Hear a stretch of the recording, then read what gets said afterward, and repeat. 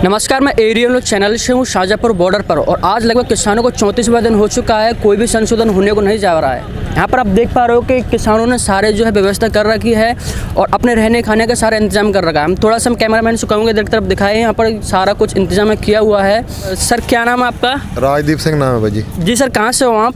श्री गंगानगर से। श्री गंगानगर जी। सर, आपका क्या कहना है किसान आंदोलन के बारे में जो चल रहा है, ये मतलब कब तक चलेगा? सर, ये तो जब तक बिल रद्द नहीं होंगे तब तक ही चलेगा।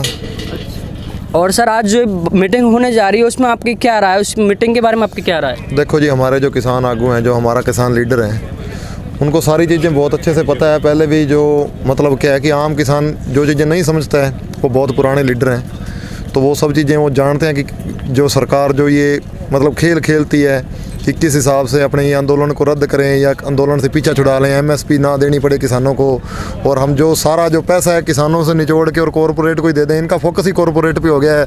इन्होंने ट्रेनें बेच दी हैं, जो भी चीज़ें हैं, लास्ट में इनके पास यही बचा था कि एक कृषि क्षेत्र ऐसा क्षेत्र था जो जीडीपी में ग्रोथ दिखा रहा था, बाकी सारे देश की जीडीपी जा रही थी डाउन। तो लॉकडाउन के अंदर एक कृषि क्षेत्र ही ऐसा बचा था कि जिसमें इनको लगा कि यार इसमें अभी पॉसिबिलिटी है, यहाँ से हम और पैसा निकाल सकते हैं। तो उन्होंने फिर सारी चीज़ें इसी पे फोकस करके और कॉरपोरेट कराने को मतलब इससे जोड़ने की ये प्लानिंग जो करी है। तो मैं सोचता हूँ कि यार इनको थोड़ी बहुत शर्म कर लेनी चाहिए कि सरकार को, कि सोचना चाहिए कि यार कम से कम इस क्षेत्र को तो छोड़ देते भी। अभी तक आपने सब कुछ बेच दिया, कोई इतना बोला नहीं है। हम देख रहे थे, चलो हमने खुद ने मोदी को वोट किया है। आप ये सोचो ना कि जितने भी किसान आए हैं पिछले 2 इलेक्शनों में सभी ने मोदी को वोट किया है, क्योंकि 25 की 25 सीटें यहाँ से राजस्थान से गई हैं इनको, तो सब ने मोदी को वोट किया। आज अगर उसके खिलाफ आके यहाँ पे लोग बोल रहे हैं तो उसको कम से कम ये तो सुनना चाहिए ना कि यार इन लोगों ने मेरे को वोट किया है, और ये लोग आज मेरे खिलाफ अगर मैं कोई कानून बना रहा हूँ और उसके खिलाफ अगर ये आवाज़ उठा भी रहे हैं तो मेरे को एक बार सुननी तो चाहिए। और इनका कोई भी एमएलए मतलब चाहे सत्ताधारी पार्टी का हो चाहे विपक्ष के, चलो 1-2 नेता जरूर आए हैं, बाकी कोई भी बीजेपी का एक भी क्षेत्रीय एमएलए यहाँ पे आके किसी ने ये नहीं पूछा भाई यार आप यहाँ पे बैठे क्यों हो, क्या रीज़न है। ऊपर जाके मोदी जी को बता रहे हैं नहीं साहब सब कुछ ठीक है, आप जो कर रहे हो बढ़िया कर रहे हो। यार हकीकत तो बताओ ना कि अब हम आतंकवादी लग रहे हैं। इसको जो मीडिया है, नेशनल मीडिया प्रोजेक्ट कर रहा है टीवी पे और अपनी टीआरपी के लिए, और ये हिंदू मुसलमान कर रहे हैं जी, ये तो खालिस्तानी है, ये आपको ये कहाँ से आंदोलन। इसमें से आप एक भी बंदा ऐसे चुन के बता दो कि जो किसान ना हो। 100 में से 100 अगर आप 100 लोगों से बात करोगे ना, 100 में से 100 ही किसान है यहाँ पे। और इन्होंने इस चीज़ को भी हिंदू मुसलमान में बांटने का मतलब प्रयास किया। फिर उन्होंने SYL का मुद्दा बनाया और यूपी से ला के और पता नहीं कहाँ से अपने सपोर्टरों को ला के वहाँ पे बिठाया। और उसमें भी हमने देखा था, मतलब सोशल मीडिया वालों ने दिखाया कि लोगों को पता नहीं था कि SYL, उन्होंने 2-3 लोगों से वहाँ पे बात करी तो उनको यही नहीं पता था। वो कहते सर घर में हमारे पानी नहीं आता, वो मुद्दा है SYL। तो ये जो बीजेपी जो फेक प्रोपेगेंडा कर रही है ना, इसको इससे बचना चाहिए, क्योंकि इलेक्शन आगे भी आएंगे।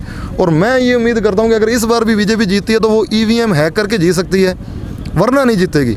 तो हम तो इस चीज़ का भी वेट कर रहे हैं कि चलो कम से कम ये तो पता चले कि EVM हैक कर रहे हैं नहीं कर रहे, क्योंकि हमें अब डाउट होने लग गया इन पर कि ये मशीनों से जीतते हैं। क्योंकि जितनी भी जनता यहाँ बैठी है ये प्योर वोटर हैं जिन्होंने पहले मोदी को वोट किया। अब ये सोचो पिछले 2 इलेक्शन में अगर मोदी जीते हैं, इतने बड़े बहुमत से जीते हैं, तो हमने खुद ने वोट किया यार, हमने सपोर्ट किया उसको। पर अब जब मौके पे आके जो हमारा MLA है वो तो मोदी के सामने डरता है, बोलता ही नहीं है कि मेरे एरिया में क्या दिक्कत है।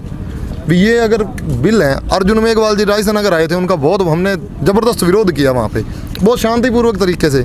उन्होंने उस बात का एक भी बार जिक्र नहीं किया कि यार मेरे किसान मतलब कोई आंदोलन भी कर रहे हैं या कोई विद्रोह कर रहे हैं तो किस बात को लेके कर रहे हैं। और ये 3 कानून मतलब आप बच्चे से भी पूछोगे ना तो वो तीनों कानून आपको बच्चा भी पढ़ के सुना देगा। ये कह रहे हैं किसानों को पता नहीं है।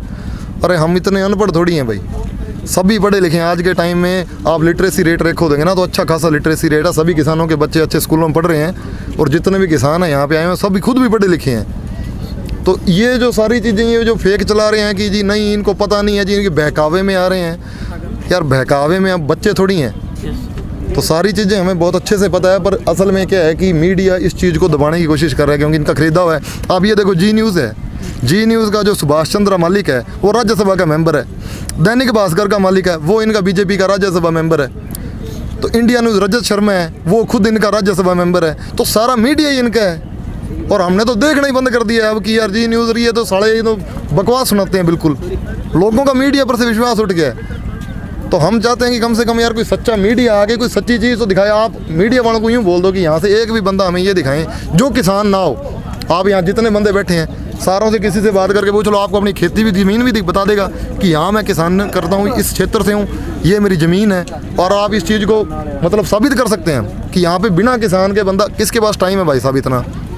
आप राजनेताओं को छोड़ दो, किसी के पास टाइम है भी यहाँ पे रोड पे आके और 1 महीने से यहाँ बैठ जाए और इतनी ठंड में? तो ये चीज़ कोई दिखाना ही नहीं चाह रहा है। और हमारा भी विश्वास उठ गया अभी मीडिया से, अगर कोई सच्चा मीडिया है और इस चीज़ को कवर करे तो लोगों को प्रॉब्लम तो है ही। और इन 3 बिलों से जो समस्याएं आने वाली है, मैं कहता हूँ सरकार MSP पे खरीद करने की बात अपना पीछा छुड़ा रही है। तो मैं कह रहा हूँ कि जो मजदूरों को ये कणक दे रहे हैं, अभी जो सहूलियत प्रदान कर रहे हैं, अगर ये फसल हमसे खरीदेंगे ही नहीं तो उनको देंगे कहाँ से? तो सरकार तो जो भी फैसिलिटी अगर दे रही है ना, उससे पीछा छुड़ाना चाह रही है कि हम MSP पे खरीदेंगे ना और आगे बांटनी भी नहीं पड़ेगी, नहीं खरीदेंगे तो बांटेंगे भी नहीं। तो ये सबकी समस्याएं हैं। मैं चाहता हूँ कि ये सभी लोग एक बार, अगर आपके मीडिया के चैनल से मैं यही कहना चाहूँगा कि सारे लोग एक बार रोड पे आएँ और इसको बहुत बड़े आंदोलन के रूप में इसके सहयोग करें लोगों का, किसानों का। तो ये सबकी समस्या आने वाले टाइम में ये भूखमरी आ जाएगी यहाँ पे। भारत